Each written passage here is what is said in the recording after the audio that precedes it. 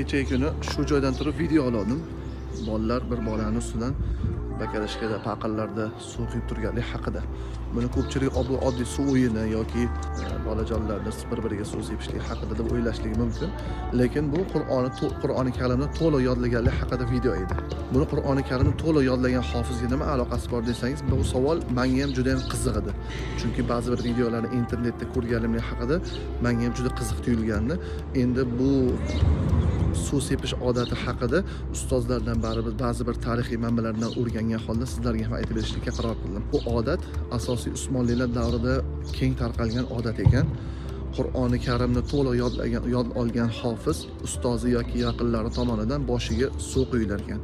Buni ma'nosi nima desangiz, endi sen Qur'oni Karimni to'liq yodlading. Endi sen g'aflat uyqusidan uyg'ongin, hey hofiz. Buni yodlagan narsangni hayotingga tatbiq qilgan, ichidagi narsalarni o'rgangan degan bir yangi bir mas'uliyatni eslatish haqida bir eslatma xolos ekan bu. Oldinlari men ham internetda ko'rganimda juda ham qiziqardim. Bular nimaga ustidan suv quyar ekan degan maqsadda sizlarga ham xuddi shuni aytib berishga qaror qildim. Inshaalloh video yoqdi degan umiddaman sizlarga. Sog' bo'linglar, salomat bo'linglar.